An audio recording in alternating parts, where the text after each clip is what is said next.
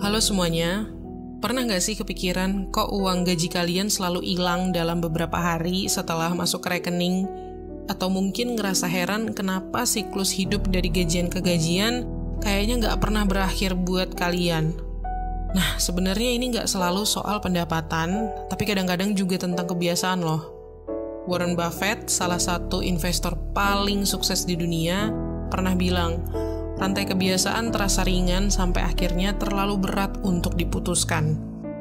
Nah, kali ini aku mau bahas 5 kebiasaan umum yang sering menguras rekening kalian setelah gajian dan bagaimana cara mengubahnya.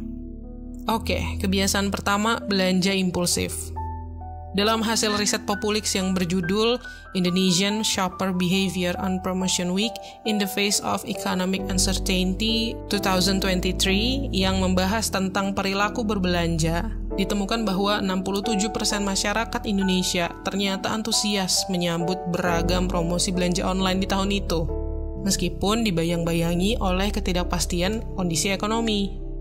Sementara kalau menurut laporan terbaru dari firma riset We Are Social, sebanyak 178,9 juta masyarakat Indonesia itu berbelanja online sepanjang tahun 2022 hingga awal 2023. Estimasi nilai belanja online itu sebesar 55,97 miliar US dollar atau 851 triliun rupiah. Pengeluaran yang paling besar itu buat belanja barang elektronik, mainan atau hobi, fashion, furniture, kebutuhan rumah tangga, makanan, media fisik, sampai minuman. Nah, kalau nasihat dari Warren Buffett kan selalu seputar pengeluaran yang cerdas dan memahami nilai sebenarnya dari uang ya. Kata dia gini, jangan menyimpan apa yang tersisa setelah berbelanja, tapi belanjalah dari apa yang tersisa setelah disimpan. Yang mana ini seharusnya menjadi prinsip panduan untuk semua orang.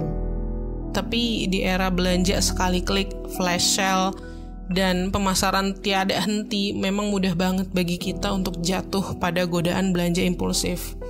Ketika waktu gajian tiba, godaan untuk memanjakan diri itu begitu kuat. Smartphone terbaru, sepatu yang kalian lihat di etalase TikTok Shop, atau bahkan pembuat kopi baru yang ngasih janji bisa ngerevolusi pagi hari kalian. Semua barang ini bisa kelihatan sangat menarik, terutama ketika rekening bank kalian kelihatannya sehat. Meskipun pembelian-pembelian ini mungkin memberikan kepuasan buat kalian, tapi itu sesaat dan bisa dengan cepat menguras keuangan kalian, membuat kalian kekurangan uang jauh sebelum gajian berikutnya.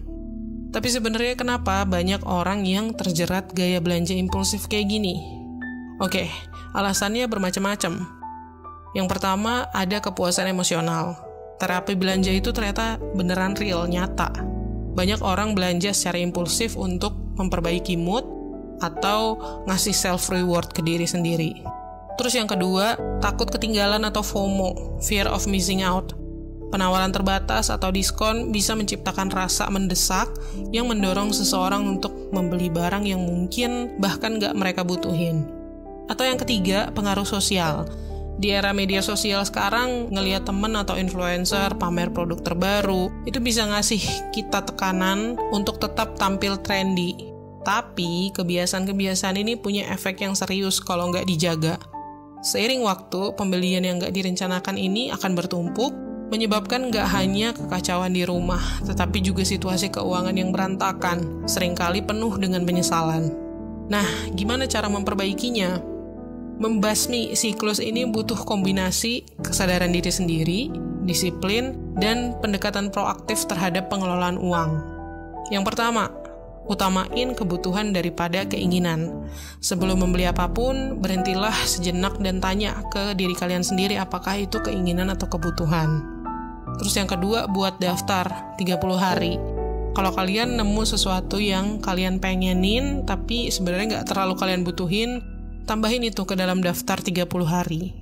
Kalau setelah 30 hari kalian masih pengen, pertimbangkan untuk membelinya. Nah, seringkali keinginan kalian itu udah hilang. Terus yang ketiga, batasin exposure atau paparan kalian terhadap iklan-iklan. Matiin deh tuh notifikasi promo, unsubscribe dari email marketing, dan kurangi jalan-jalan ke mall tanpa tujuan. Dan tetapin batasan ketat buat belanja online. Dengan strategi ini dan ngebayangin berapa banyak yang bisa hilang buat belanja impulsif setiap tahun, jalan buat punya kebiasaan finansial yang lebih sehat jadi lebih jelas. Oke, kebiasaan nomor 2, mengabaikan pengeluaran kecil. Kebanyakan orang hanya mengawasi pengeluaran rutin kayak misalnya bayar tagihan listrik, cicilan kartu kredit, belanja bulanan, dan lain-lain.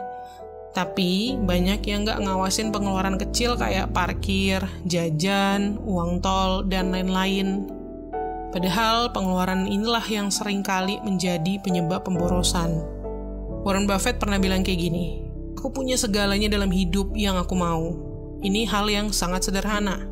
Kalau ada sesuatu yang bisa dibeli dengan uang, ya ada juga yang nggak bisa dibeli dengan uang. Tapi kalau ada sesuatu yang bisa dibeli dengan uang yang aku pengen, aku langsung beli, nggak ada masalah. Aku nggak mikir standar hidup sesuai dengan biaya hidup melebihi suatu titik tertentu."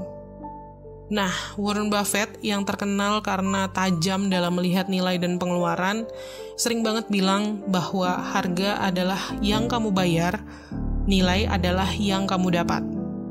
Nah, kalau kita kaitin sama gaya hidup sehari-hari, misalnya kayak jajan kopi setiap hari, atau minuman-minuman manis lainnya, apakah itu beneran worth it? Pengeluaran-pengeluaran kecil ini, kalau dilakuin terus-menerus, bisa numpuk jadi jumlahnya lumayan dari penghasilan kita. Nah, kenapa sih pengeluaran kecil ini tuh sering nggak kedetek atau diabaikan? Pertama, justifikasi mental. Orang suka mikir, cuma berapa belas ribu ini, atau hari ini bolehlah aku kasih reward buat diri sendiri. Walaupun kadang-kadang ini benar, sering nyari-nyari alasan buat pengeluaran-pengeluaran kecil itu bisa bikin kita boncos. Terus kedua, kurangnya pelacakan. Gampang banget ngecek pengeluaran besar yang jarang-jarang, kayak misalnya sewa rumah atau kos-kosan, atau tagihan listrik. Tapi pengeluaran kecil sehari-hari sering luput dari perhatian. Dan yang ketiga, kenyamanan dan kebiasaan.